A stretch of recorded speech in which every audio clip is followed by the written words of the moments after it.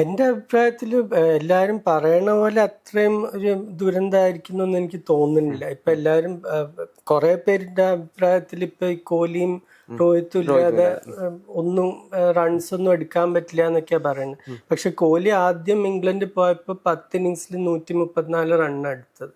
അപ്പൊ എല്ലാ കളിക്കാർക്കും അതൊരു ചാലഞ്ച് തന്നെയാണ് ആദ്യം അവിടെ പോയി കളിക്കുമ്പോൾ. പക്ഷെ എനിക്ക് ആദ്യമായിട്ട് ശരിക്കും ഞാൻ കണ്ടൊരു ഇന്ത്യൻ പര്യടനം 86-ലായിരുന്നു.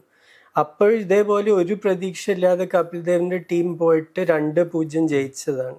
ഇംഗ്ലണ്ടിൽ എന്താന്ന് പറഞ്ഞാൽ അവിടുത്തെ കണ്ടീഷൻസിൽ ബാക്കി രാജ്യങ്ങൾ പോലെയല്ല. ഇപ്പം ഇന്ത്യയിൽ ജയിക്കണമെങ്കിൽ സ്പിന്നർമാർ വേണം. ഓസ്ട്രേലിയയിലും സൗത്ത് ആഫ്രിക്കയിലും പോയാൽ സാധാരണ പേസുള്ള ബോളേഴ്സ് വേണം, ബൗൺസ് കിട്ടാൻ പറ്റുന്ന ബോളർമാരായിരിക്കണം.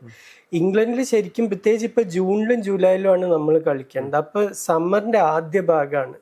ചൂടും വെയിലും ഒക്കെ കുറച്ച് കൂടണതിന് മുമ്പുള്ള സമയത്ത് കുറച്ച് മഴക്കാറുണ്ടാവും. പിച്ചസ് പൊതുവെ കുറച്ച് ഫ്രഷ് ആണ്. അപ്പൊ പൊതുവെ ലോ സ്കോറിംഗ് ആയിട്ടുള്ള കളികളായിരിക്കും ജൂണിലും ജൂലൈയിലും. അപ്പോൾ ബോളർമാരുടെ ഭാഗത്തു നിന്ന് ശരിക്കും കൺട്രോളാണ് വേണ്ടത്, അല്ലാതെ പേസ് അല്ല. അപ്പൊ ഈ നമ്മൾ മുമ്പ് ജയിച്ചപ്പോൾ മദൻ ലാൽ, റോജർ ബിന്നി, ചേതൻ ശർമ്മ ഇവരാരും നമ്മുടെ മനസ്സിൽ സൂപ്പർ സ്റ്റാർസ് ഒന്നും അല്ല. പക്ഷെ അവർക്ക് ആ സ്വിങ് ചെയ്യണ ബോള് അല്ലെങ്കിൽ സീം മൂവ്മെന്റ് അത് കൺട്രോൾ ചെയ്യാൻ പറ്റി. എന്നുവെച്ചാൽ ഒരു വലിയൊരു കളിക്കാരനെ ഔട്ടാക്കണമെങ്കിൽ ബോൾ ഇത്ര സ്വിങ് ചെയ്തിട്ട് ഒരു കാര്യമില്ല, അത് അവര് ഈസി ആയിട്ട് ലീവ് ചെയ്യും. ഇത്ര മൂവ്മെന്റ് ഉള്ളപ്പോഴാണ് എഡ്ജ് കിട്ടുന്നത്.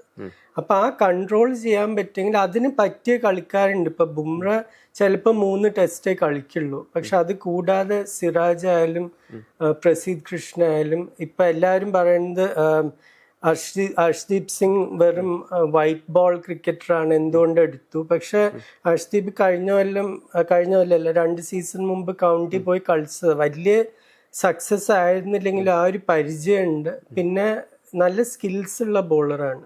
ഈ സ്വിങ് ചെയ്യാൻ പറ്റും ഈ കണ്ടീഷൻസിൽ. അപ്പൊ ബോളിംഗ് കോച്ചിന്റെ മികവ് അനുസരിച്ചിരിക്കും അവരെങ്ങനെ ഗൈഡ് ചെയ്യുന്നു. ഇപ്പൊ ഞാൻ ഇന്നലെ വായിച്ചത് മൈക്കിൾ ക്ലാർക്ക് പറഞ്ഞിട്ടുള്ള 3-2 ഇന്ത്യ ജയിക്കുന്നതാണ്. വേറെ ഗാംഗുലി എനിക്ക് തോന്നുന്നു പറഞ്ഞത് 3-2 ഇംഗ്ലണ്ട് ജയിക്കുന്ന. എനിക്ക് തോന്നുന്നു ഇന്ത്യ ഒരു ടെസ്റ്റ് എന്തായാലും ജയിക്കുന്ന എനിക്ക് പ്രതീക്ഷയുണ്ട്. എന്റെ പ്രഡിക്ഷൻ ആണെങ്കിൽ 3-1 ഇംഗ്ലണ്ട് ജയിക്കുന്നതാണ്. അതെ. പക്ഷെ എല്ലാരും വിചാരിച്ച പോലെ അത്ര മോശമായിരിക്കും.